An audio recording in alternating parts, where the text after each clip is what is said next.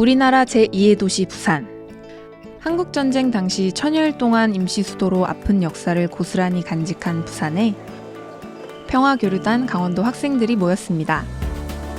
앞으로 2박 3일 동안 피란 수도였던 부산 곳곳을 돌아볼 계획인데요. 처음 도착한 곳은 감천문화마을. 부산시 사하구 감천동.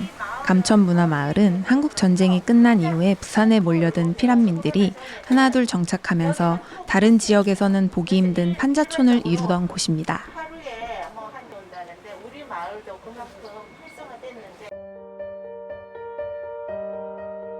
한국 전쟁 당시 부산에 몰려든 수많은 피란민들은 부산역을 중심으로 초량동, 완월동, 아미동 등 부산 전역에 자리를 잡았습니다.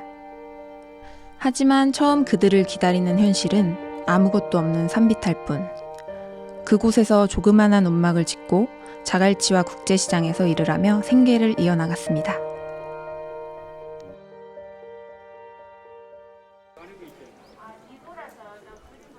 입구에 들어서면 보이는 커다란 물고기 표지판.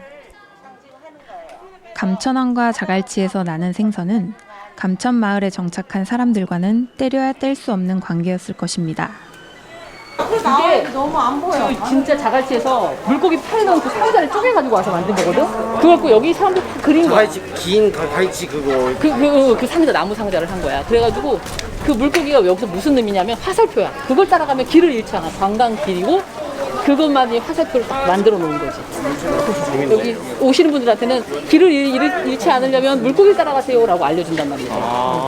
그렇지. 부산 여행의 절반은 계단. 조금씩 계단을 오르다 보면 감천문화마을이 한눈에 들어오는 하늘마루 전망대에 도착합니다.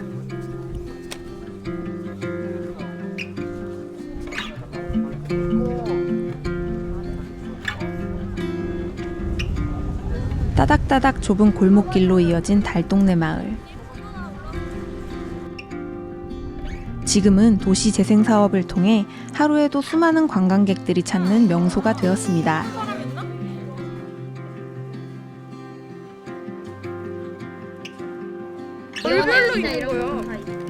마을 곳곳 아름답게 꾸며진 건물과 골목이 우리의 발걸음을 멈추게 합니다.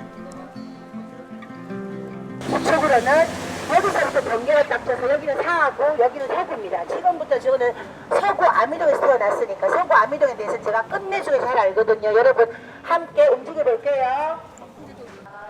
감천문화마을에서 아미동 고개만 넘으면 아미동 비석문화마을이 나옵니다. 한국전쟁 당시 부산으로 온 피란민들이 처음 자리를 잡은 곳이 아미동 산 19번지입니다.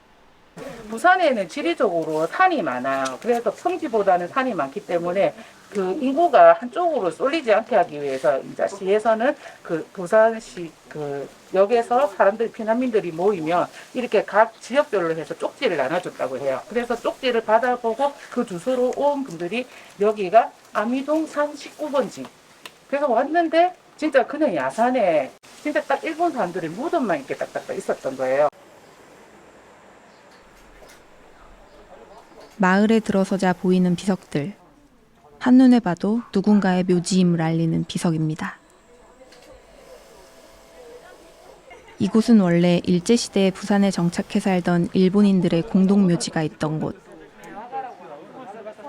하지만 부산에 몰려든 피란민들이 비석과 상석을 뜯어 축대와 계단을 만들고 움막을 짓는 건축 자재로 사용했다고 합니다. 곳곳에 보이는 비석. 아미동 일대를 걸어 다니다 보면 계단과 담벼락에 비석을 쉽게 볼 수 있었습니다.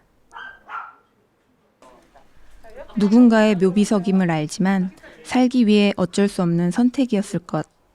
피란민들의 절박함이 느껴졌습니다. 이곳 주민들은 명절에 자리를 내어준 이름 모를 비석 주인을 위해 술을 따로 떠놓기도 한다고 합니다. 하는 것도 잘 지켜 나온대요.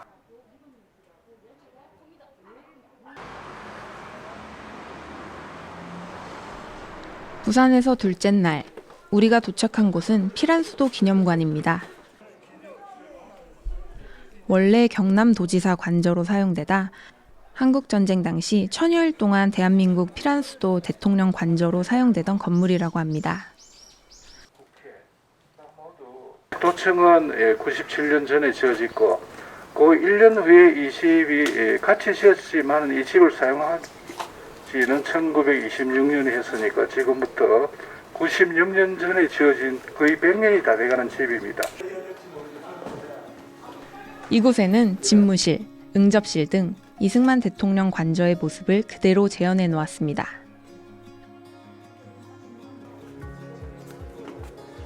기념관과 전시관 주변에 임시수도 당시 부산의 사진과 모형들이 전시되어 있어 그 당시 모습을 엿볼 수 있었습니다.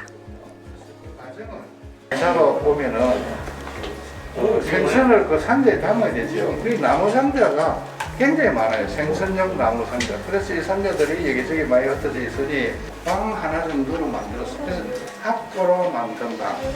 합고방이란 말이 그래서 나온 겁니다. 자, 그래서 이 학구방에 가족들이 몇 명이나 들어가서 살고 이래 했다고. 피난민 그런 것도 보고 그 다음에 이제 그 옛날 교과서 이런 거 보면서 좀 뜻깊은 시간이었던 것 같았어요. 부산에 왔으니 부산의 대표 음식은 먹어봐야죠. 오늘 점심은 밀면입니다. 6.25때 피난민들이 미국에서 밀가루가 들어오면서 밀가루 가지고 이렇게 면으로 만들어가면서 이쪽 지역에서 정착이 된 거예요. 원조받은 밀가루로 만들어 먹던 음식 밀면. 이제는 부산을 대표하는 음식이 되었지만 그 안에는 가슴 아픈 역사가 숨어 있었습니다.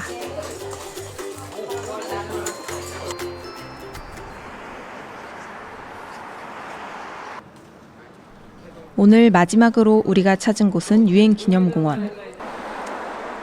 이곳은 세계평화와 자유를 위해 생명을 바친 유엔군 전몰 장병들이 잠들어 있는 곳입니다.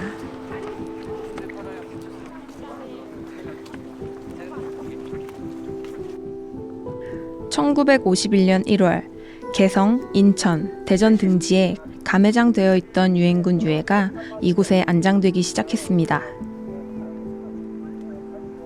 이후 1959년 대한민국과 유엔 간 유엔 기념묘지 설치 및 관리를 위한 협정이 체결되었고 2007년 근대 문화재로 등록이 되었습니다.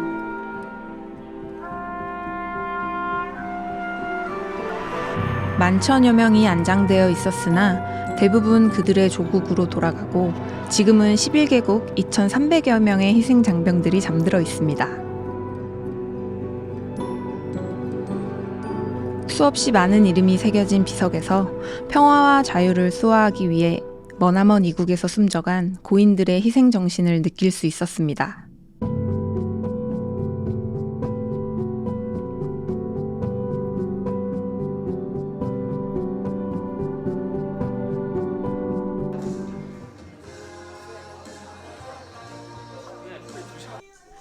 저녁 시간, 모두 한자리에 모였습니다. 피란수도 부산을 여행하면서 배운 내용으로 문제를 푸는 골든벨 시간. 네, 우리 약 40명의 친구들이 오늘 함께 도전 평화 골든벨 함께 하기 위해서 6.25 전쟁 때 거주할 곳이 없었던 피난민들이 전쟁 후 이 자리에 그대로 집을 지어 올려서 형성된 마을 이름은 무엇이라고 할까요? 아미동 비상마을 정답입니다. 교과서가 아니라 직접 보고 배운 문제들이라 정답이 술술. 우리들은 이곳 부산에서 어떤 것을 보고 배웠을까요? 역사적으로 6.25 전쟁의 영향을 가장 많이 받은 지역 학생들 간의 교류라는 시기가 마음에 들었고 그 아픔이 고스란히 남겨져 있던 유적지와 박물관을 직접 다녀보며 전쟁이 주는 참담함에 대해 더 생각할 수 있었습니다. 이렇게 부산에서의 마지막 밤이 지나갑니다.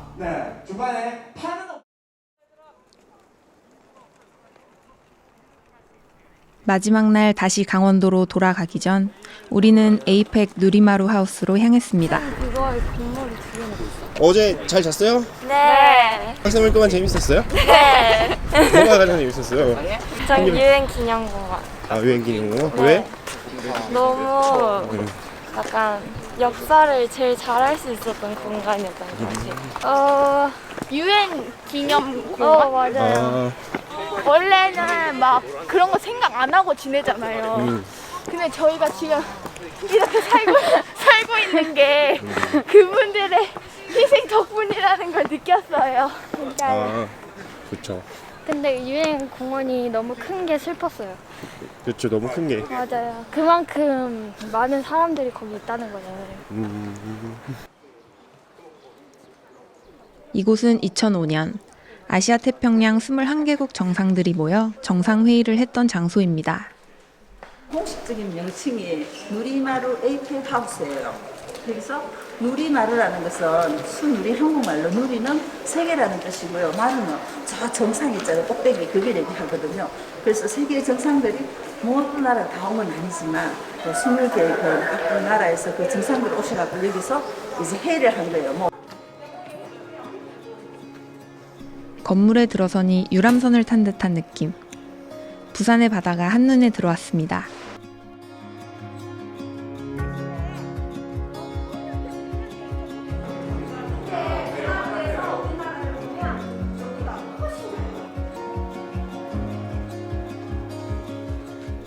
한국의 전통 문양과 석굴암을 본따 만든 내부는 한국의 아름다움을 잘 표현한 듯 했습니다.